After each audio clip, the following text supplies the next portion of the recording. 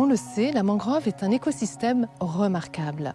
C'est une barrière naturelle contre l'érosion côtière, un formidable réservoir de biodiversité et aussi un garde-manger pour les populations. Mais ce qu'on connaît moins, c'est sa capacité à protéger les autres écosystèmes de la pollution et son rôle dans le cycle du carbone.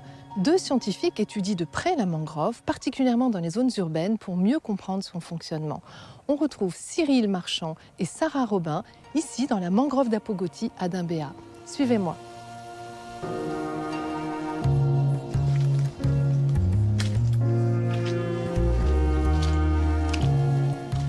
Vous êtes où? On est par là. Ah oui, ça y est, je te vois. Bonjour Cyril, ça va? Bonjour, bienvenue dans ma mangrove. Ah, merci. J'adore Ça va, cet tu l'as trouvé endroit. facilement? Facilement, peut-être pas, mais j'ai trouvé. Bonjour Sarah. Bonjour. Alors, qu'est-ce que vous faites exactement ici, Cyril et Sarah? Alors la mangrove, c'est un écosystème à carbone bleu. C'est un écosystème qui a une forte capacité de piéger les gaz à effet de serre, qui stocke de la matière organique. Donc nous, on étudie la qualité des sols et la qualité de l'eau dans la mangrove, notamment en prélevant des échantillons de sol grâce à ce carottier. Alors je vais te montrer à quoi ressemble un sol de mangrove et pourquoi on dit qu'il y a beaucoup de matière organique dans un sol de mangrove. Donc là, tu vas faire un carottage à quelle profondeur? Donc là, on peut aller jusqu'à 80 cm de profondeur. Il faut savoir que les palétuviers développent leur système racinaire plutôt en surface et pas en profondeur. Voilà. La première constatation, c'est que nous sommes à marée basse et il y a encore beaucoup d'eau dans la mangrove. C'est une des spécificités des palétuviers, ils se développent les pieds dans l'eau de mer et c'est un sol qui est gorgé d'eau. Et le fait que le sol soit gorgé d'eau, il est très pauvre en oxygène et en conséquence, la matière organique s'accumule. Tiens, regarde, je vais te passer la truelle. Tu vas enlever un petit bout de la base du carottier. Voilà, coupe un bout ici en bas, là. Et comme ça, moi, je vais te montrer ce qu'il y a dedans. Hop. Voilà, soulève-le, je vais le prendre comme ça. Voilà. Super. Alors, qu'est-ce qu'on trouve à l'intérieur de ce sol? Regarde ce que l'on a ici. C'est quasiment que de la fibre organique. Il y a très peu de matière minérale. Ça, c'est un morceau de racine de C'est un palétuvier. morceau de racine de palétuvier. C'est un morceau de racine qui appartient à un palétuvier qui vivait ici il y a 4000 ans. Voilà. On a fait des datations au carbone 14 Ah oui. et on sait que les mangroves vont stocker du carbone pendant des milliers et des milliers d'années. Alors en fait, c'est pour ça qu'on dit que les mangroves stockent beaucoup plus de carbone en fait qu'une forêt tropicale. Oui, parce que dans une forêt classique, lorsque la litière tombe au sol, elle est minéralisée, transformée par les micro-organismes, les bactéries, les champignons, et ça repart dans l'atmosphère sous forme de CO2.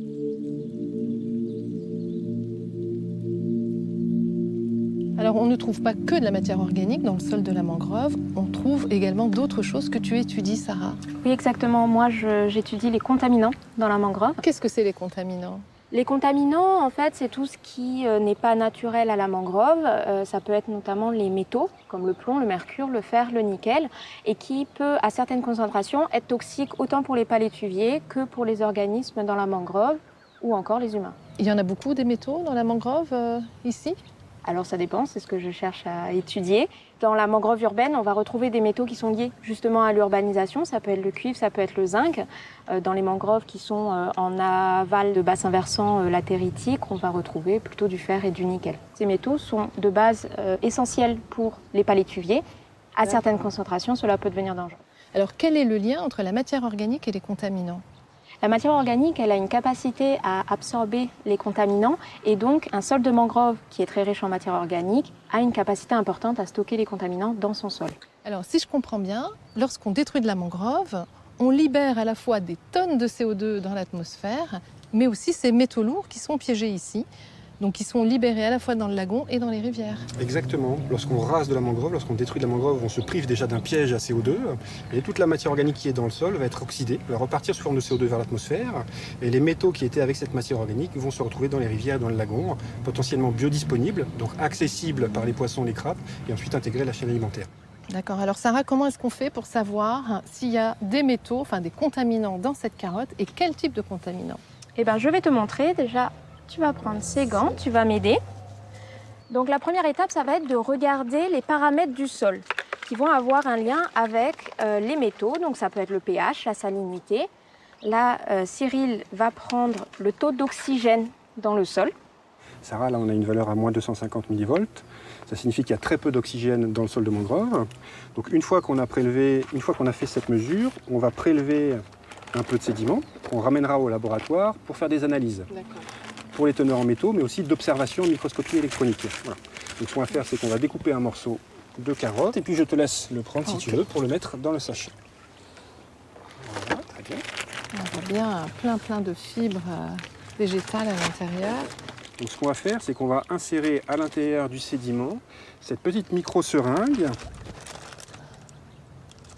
que l'on va mettre en dépression. Merci Elisabeth. Et on va avoir de l'eau qui va normalement arriver dans la seringue. Cette eau, on va la mettre dans un tube pour l'analyser au laboratoire. D'accord. Et ce que je peux te proposer également, c'est de mesurer la salinité sur cette eau. Puisque nous sommes dans la mangrove c'est de l'eau de mer et un peu d'eau douce. Un travail qu'on fait sur le terrain avec un instrument qui s'appelle un réfractomètre. Tiens, tu vas le tenir. Voilà, je vais mettre une petite goutte d'eau sur le réfractomètre. Toc, on le referme en douceur. Tu vas regarder dedans et tu vas voir une limite entre du bleu et du blanc. Ah oui, effectivement. Voilà. Alors, je suis un peu au-dessus de 1020.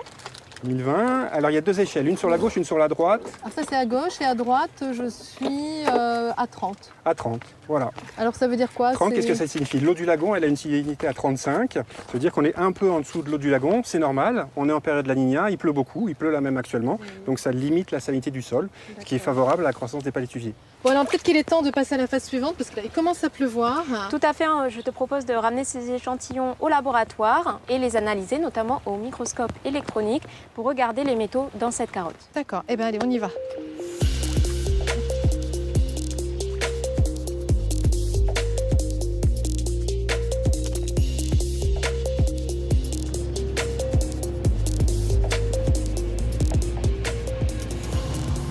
Te voilà.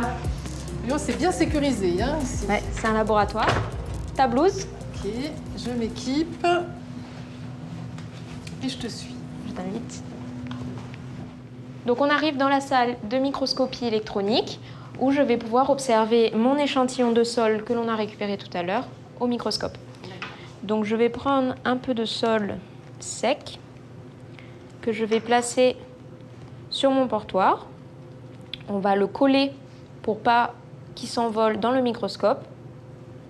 Voilà.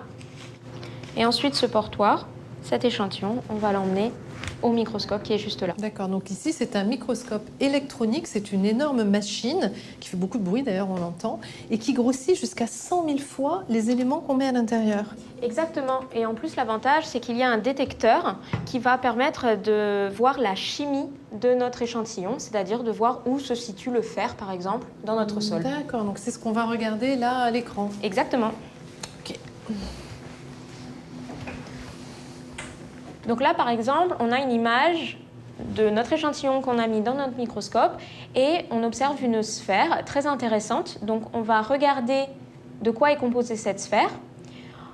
On observe que c'est du fer et du soufre, ce qu'on appelle la pyrite. C'est probablement une sphère de pyrite. D'accord, Cette donc la pyrite, c'est ce mélange des deux éléments, mais qui est naturellement présent dans la mangrove. Exactement. Dans la mangrove, ça va se former. Et l'avantage de la pyrite, c'est que c'est un très bon absorbant de métaux. Donc les métaux vont se stocker au sein de ces sphères de pyrite. Là, par exemple, on voit que dans cette pyrite, il y a du nickel. Tous les points blancs que tu vois, c'est du nickel. Alors Sarah, ce qui m'intéresse de savoir, c'est tous ces métaux qu'on retrouve dans le sol de la mangrove. Qu'est-ce que les arbres en font? Parce que forcément, ils en absorbent une partie. Oui, en effet. Donc tous les métaux ne sont pas absorbés, parce qu'ils ne sont pas absorbables. Mais tout d'abord, par les racines, les palétuviers vont pouvoir absorber des métaux du sol. Ouais. Donc là, c'est une racine de palétuvier. Et tu vois, il y a plusieurs compartiments dans cette racine.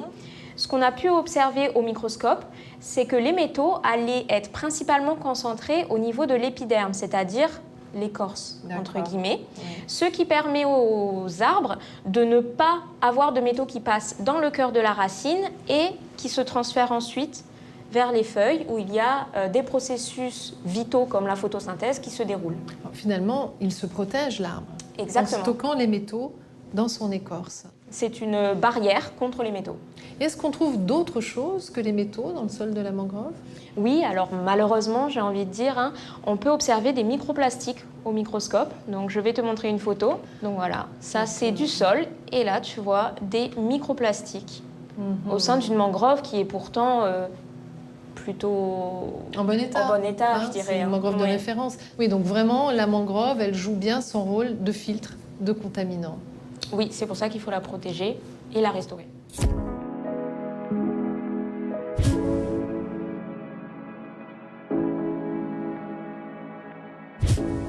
L'une des principales causes de disparition de la mangrove est l'urbanisation. Alors est-il possible de sauver la mangrove? Est-ce une forêt facile à restaurer? Je vous propose de retrouver Monique Lorfanfan de SOS Mangrove près du lotissement de Tina, où cette association, avec ses bénévoles, a réussi à redonner vie à une mangrove en pleine asphyxie. Bonjour Monique. Salut Elisabeth. Bah dis donc, quelle belle récolte de propagules. Bah toi, c'est les derniers parce qu'on n'en a plus maintenant. On arrive en fin de saison. Ah oui. C'est fini, c'est terminé. C'est vrai, c'est la dernière ouais, récolte. ouais, là, c'est la après, dernière c'est plus récolte. la saison. Ouais. Donc là, toi, bah voilà, on est à Tina. Là, je crois que c'est une des plus belles zones qu'on a sur Nouméa. Bah, voilà, la lagune et la mer de la baie de Tina Golf. Là, si je ne me trompe pas, ici, c'est l'ancien site de Plage 1000. Plage 1000, bah, c'est La jeunesse. comme tous les petits Calédoniens. Moi, Voilà. c'était mon site de colonie de vacances. Le Alors, premier centre de colonie de vacances. Ouais. premier centre de colonie de vacances. Et puis, je dois t'avouer une chose, c'est que je ne suis jamais revenue sur ce site. C'est donc la première fois. Donc, évidemment, c'est chargé d'émotions parce que je n'ai que des beaux souvenirs de Plage 1000. Mais par contre, je ne reconnais pas la zone. Elle a Normal. complètement changé. Qu'est-ce qui s'est passé Bah, il ici? s'est passé qu'il y a eu un remblai de 5 hectares de mangroves, disons pour faire le golf à l'époque, quoi. Parce que bon, c'était ça. il a C'est fallu- l'urbanisation C'est qui a modifié l'urbanisation ce de la site. ville qui a fait que, et bon, disons que toute cette zone que tu connaissais en bord de mer, ça a été remblayé pour faire un golf extra XXL qui, en fin de compte, n'a pas été XXL à l'époque, puisque maintenant il est réduit à ce stade-là. Mais tout ça a été abandonné. Donc ici, la mangrove, elle a été détruite. Détruite donc. complètement. Et 5 là, je hectares. vois par contre qu'il y a plein de jeunes plants partout. Ça, c'est vous qui l'avez replanté? C'est notre travail justement voilà, de replantation, de restauration de cette zone qu'on essaye de faire depuis maintenant 2017-2018, où on s'est aperçu que vraiment il y avait un gros problème, si tu veux, de mortalité. Cette zone elle a tellement été chamboulée qu'elle n'arrivait pas à reprendre, si tu veux, son... Enfin, on ne peut pas parler d'origine parce qu'on ne peut pas revenir aux origines, mais disons que nous, on aurait aimé retrouver quelque chose un petit peu qui ressemble à ce qu'on avait connu, parce que moi aussi, je l'ai bien connu. Oui. Voilà.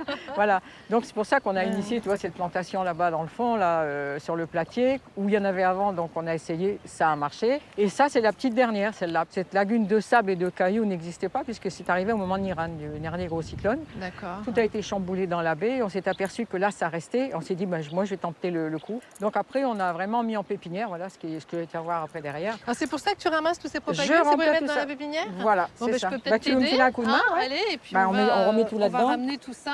Mais dans le bon sens, voilà, parce Voilà. que les feuilles vertes devant. Oui, c'est ça. voilà. Il faut bien mettre la Voilà, petite pointe voilà. là, qui Les est la racines future comme ça. feuille. Voilà, comme ça. Parce Ok. qu'après ça, on va les mettre en stock. Voilà, vas-y. Toi. Et donc, du coup, c'est vraiment le travail que l'on fait le plus.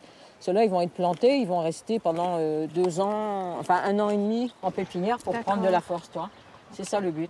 C'est quelle espèce Ça, c'est les rhizophora, c'est les plus rhizophora? communs. C'est ceux qui ont les C'est vraiment racines. les arceaux, voilà, ceux que tu vois. Voilà. Voilà, C'est quoi, ça, t'as- en échasse, on appelle Tu ça vois, les regarde, toi, ils échasses, commencent ouais. déjà, là, les petits. Tu Ouais. les as là, toi. Regarde, ceux-là, ils ont 6-8 ans, là, toi. D'accord. Donc, ceux-là, c'est vraiment. C'est ce qui est vraiment pour le littoral, pour la protection du littoral, c'est le principal pour nous. On a 2 rhizophora, le samoensis et le stylosa, c'est les principaux pour vraiment bloquer l'érosion, quoi, c'est le cas de le dire. Parce que D'accord. c'est vraiment Allez. dramatique pour nous, quoi. Là, nous, on voit ici toute cette zone-là, si tu veux, là, elle a déjà reculé de plus de 20 mètres, là, depuis qu'on est là. Non, avant, c'était du sable. Je ne sais pas si tu te souviens, quand tu venais, c'était que du sable. Maintenant, tu n'as que des cailloux et ça vient de cette zone de remblai qui est stockée là.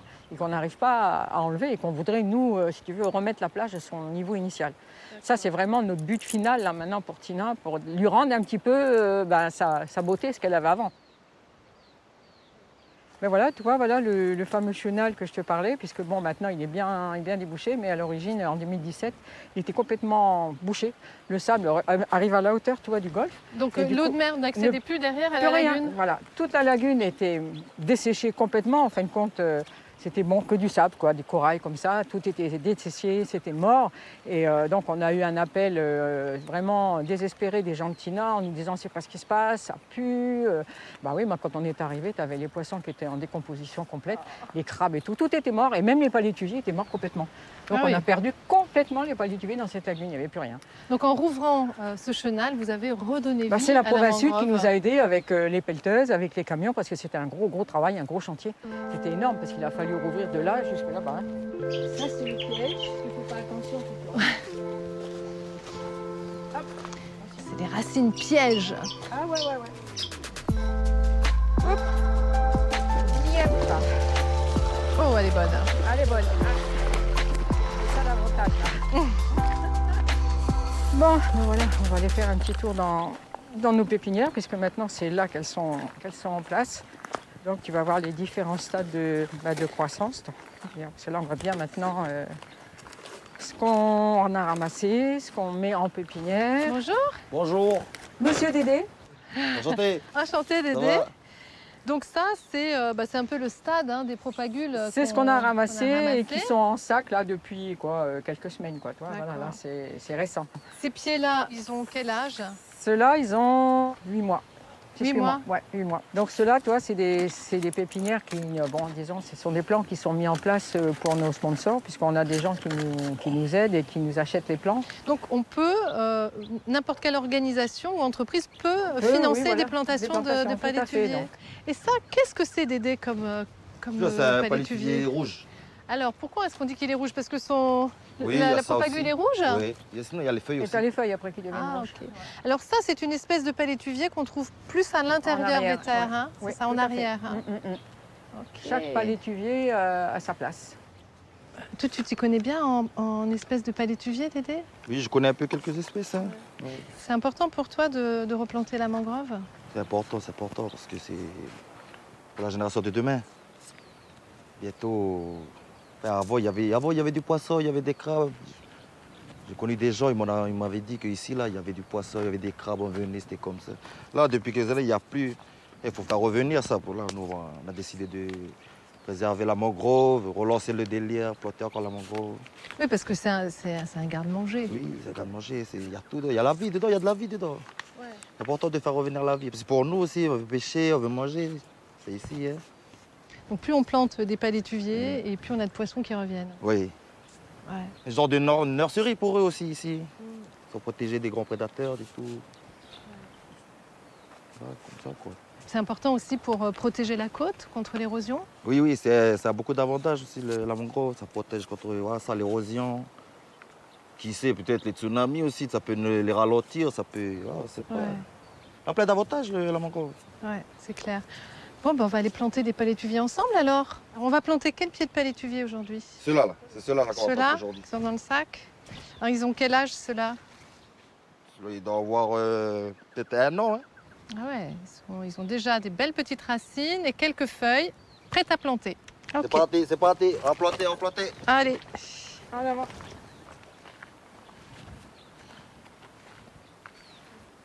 Bon, ben voilà, toi, on arrive sur la zone où on va un petit peu replanter. Puis cette zone-là, ben voilà, c'était ce que je te parlais. Quand on l'a découverte, elle était complètement morte. Tout ce que tu vois là, il n'y avait plus rien. En tout cas, bravo, vous avez fait un travail incroyable. Hein, parce 3000 que, plants. 3000 plants. c'est quand même pas mal. Il y a de la vie, quoi. En l'espace 2018-2023, toi. Alors, bon, ben, les garçons ont déjà préparé Les trous. les trous. Merci beaucoup. Et donc, il ne reste plus qu'à planter. Voilà. Ben voilà, Elisabeth, là, on a préparé un trou, là. Ça, c'est pour toi. C'est toi qui vas mettre la petite gousse de palétuvier, là. Marquer ton petit passage. Ah, ben ouais, avec plaisir. Alors, donc, je vais prendre une jeune pousse. Alors, Monique, est-ce qu'il y a une technique particulière pour planter un palétuvier? Déjà, bien les mettre comme ça avec des racines, parce que bon, ça leur permet de démarrer beaucoup plus vite. Et bon, en général, quand tu les plantes comme ça, il faut à peu près les mettre jusque là, toi, à peu près à moitié, qu'ils soient bien enterrés. Donc là, peut-être, ouais, bon, tu me diras. Il faut bien remettre après toute la vase, que tu remplis bien. Voilà, c'est du large là, c'est vraiment, tu vois. Après, il va falloir bien le damer, ce qu'on appelle ici, quoi, toi, le prendre.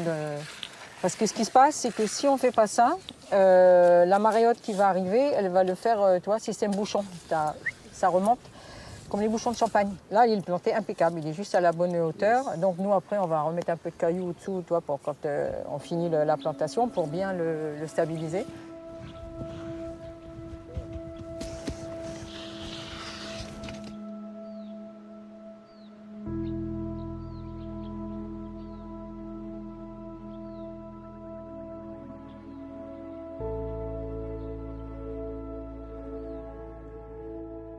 Les mangroves sont un précieux partenaire des populations côtières auxquelles ces forêts rendent de nombreux services. Alors que faire pour les préserver?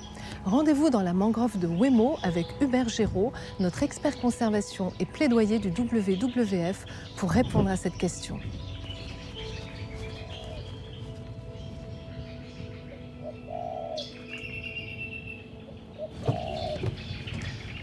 Bonjour Hubert. Bonjour Elisabeth. Qu'est-ce que tu es en train de faire avec ton téléphone dans les mains dans la mangrove? Je suis en train de m'amuser. Je découvre une application ROM pour le réseau d'observation des mangroves en Outre-mer et qui me permet de mettre des noms sur les palétuviers, mais également sur des poissons, des oiseaux, etc.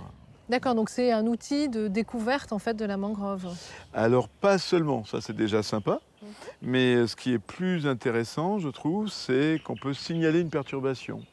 Donc par exemple, là je suis géolocalisé, et si jamais je vois, donc il y a des petits icônes, des déchets, une pollution, une nappe d'hydrocarbures, de la mortalité de palétuviers, des maladies, des espèces envahissantes, etc. Je clique également sur l'icône, je mets des informations supplémentaires, je peux même faire des photos, et j'envoie. Alors qui réceptionne ces signalements et puis à quoi servent-ils?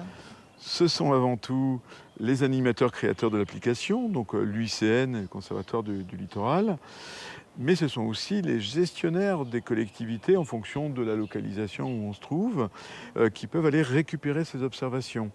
Et dans le cadre de l'amélioration de l'application, il est prévu que ces observations, en fonction de là où on signale, aillent directement dans la boîte mail d'agents de la collectivité en charge de la protection de la mangrove. Alors Hubert, les mangroves rendent de nombreux services aux populations côtières. Est-ce qu'on a évalué la valeur monétaire de ces services? J'ai quelques éléments de réponse à la Maison de la Biodiversité. Ah ben on y va alors. Ok.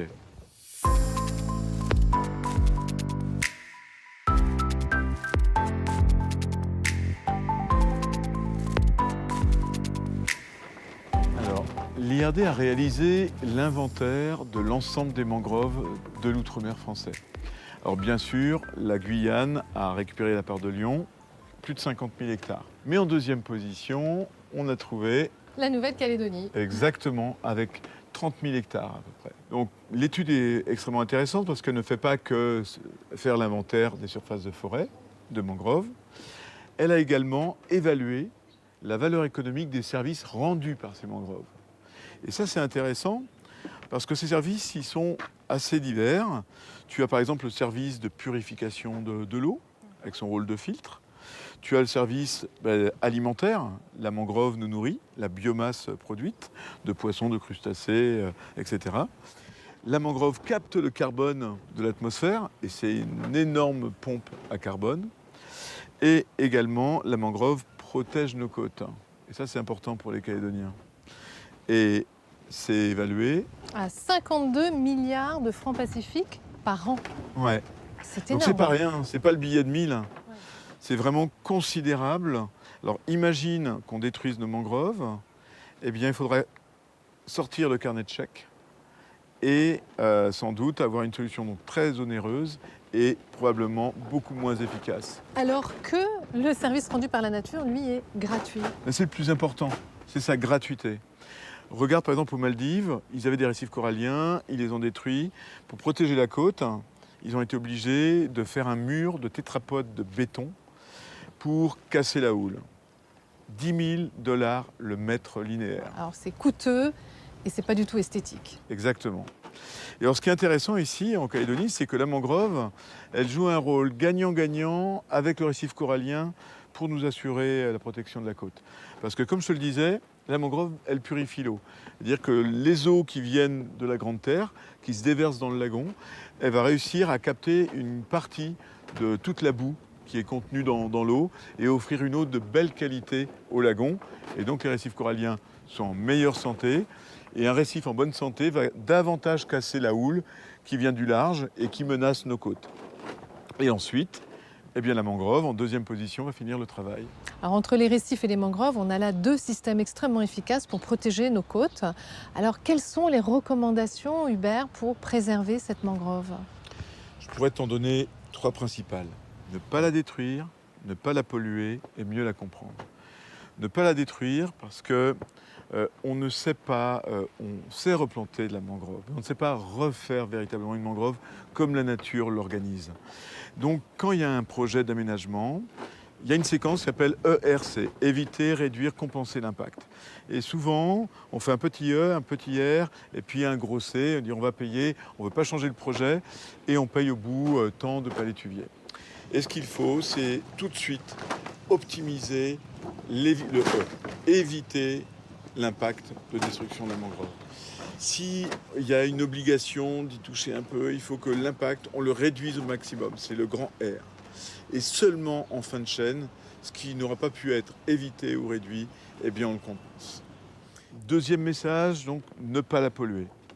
Elisabeth, est-ce que tu fais tes courses dans une décharge? Ben non. Est-ce que tu jettes tes déchets dans ton frigo? Oh non.